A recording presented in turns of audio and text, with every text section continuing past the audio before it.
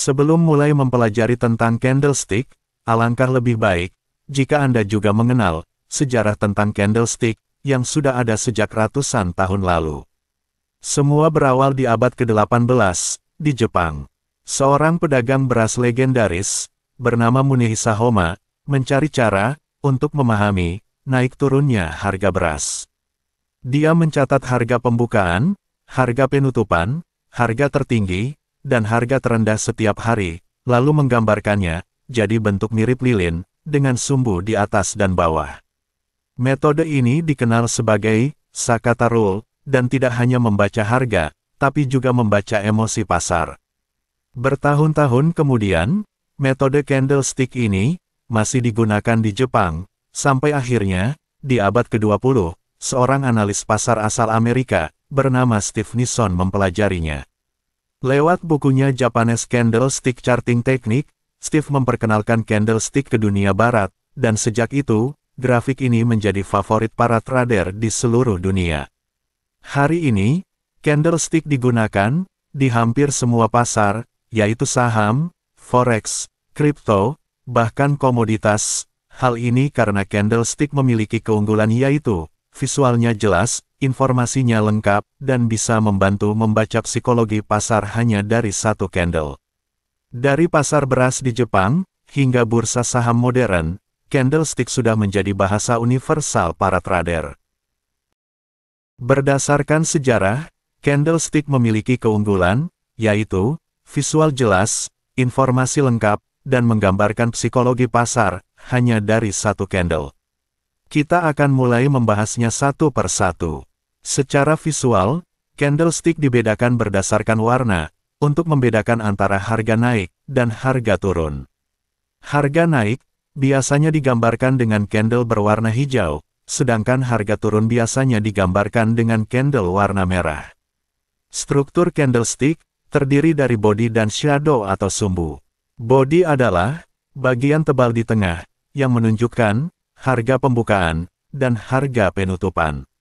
Sedangkan shadow adalah garis tipis di atas dan bawah body, yang menunjukkan harga tertinggi dan terendah, yang sempat dicapai dalam rentang waktu candlestick. Pada bullish candlestick warna hijau, harga pembukaan berada di bawah, dan harga penutupan berada di atas body. Sedangkan pada bearish candlestick warna merah, harga pembukaan berada di atas body dan harga penutupan berada di bawah. Rentang waktu pada candlestick dapat disetting sesuai keinginan, mulai dari menit, jam, hari, bulan, bahkan tahunan. Namun yang paling sering digunakan adalah candlestick harian. Sampai sini, kita sudah membahas bagaimana cara membaca tampilan visual dari candlestick. Jika kalian masih belum paham, alangkah lebih baik untuk menontonnya kembali dari awal. Jika sudah paham, mari kita lanjutkan pembahasan tentang bagaimana candlestick menyampaikan informasinya. Saat melihat sebuah candlestick, mungkin kalian bertanya-tanya, kenapa bentuknya seperti itu? Kenapa bentuknya selalu berubah? Dan bagaimana proses candlestick tersebut digambarkan? Yang mempengaruhi bentuk dari candlestick adalah naik turunnya harga pada rentang waktu perdagangan tertentu. Pada pembahasan ini, saya akan menggunakan contoh candlestick dengan rentang waktu harian. Candlestick harian terbentuk dari naik turunnya harga saham pada jam perdagangan satu hari kerja. Dalam hal ini, jam perdagangan Bursa Saham Indonesia berlangsung dari jam 9 pagi sampai jam 4 sore. Saya akan menjelaskan bagaimana body candlestick terbentuk dan bagaimana shadow candlestick terbentuk dengan contoh dari perdagangan satu hari. Misalnya, sebuah saham ABC memulai perdagangan di hari Senin jam 9 dengan harga 1000, angka ini akan menjadi harga pembukaan, kemudian harganya terus-menerus naik dari jam 9 sampai puncaknya di jam 2 mencapai harga 1200, namun setelah jam 2 harganya terus turun sampai akhirnya di jam 4 harganya terhenti di 1150 dan angka ini akan menjadi harga penutupan, sedangkan rentang harga penurunan dari 1200 menuju 1150 akan menjadi sebuah shadow. Dengan contoh ini, kita akan mendapatkan gambaran dari sebuah bullish candlestick di mana bodi terbentuk dari harga pembukaan di angka 1000, harga penutupan di angka 1150, dan sebuah upper shadow di angka 1200. Dalam contoh ini, candlestick tidak memiliki lower shadow, karena, sejak harga pembukaan, tidak mengalami penurunan sama sekali.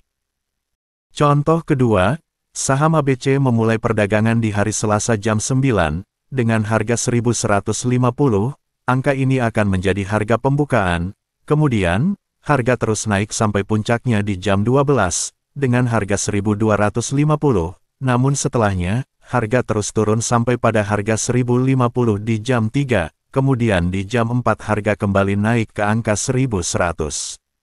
Dari contoh ini, kita mendapatkan gambaran dari sebuah bearish candlestick dengan bodi harga pembukaan di angka 1150, harga penutupan 1100, upper shadow di angka 1250 dan lower shadow di angka 1050. Contoh ketiga, saham ABC memulai perdagangan di hari Rabu jam 9 dengan harga 1100. Angka ini akan menjadi harga pembukaan, kemudian harga terus turun sampai ke harga 1000 di jam 11. Setelahnya, harga berangsur naik sampai jam 4, menyentuh angka 1150. Dari contoh ini, kita mendapatkan gambaran dari sebuah bullish candlestick dengan bodi harga pembukaan 1100 dan penutupan 1150.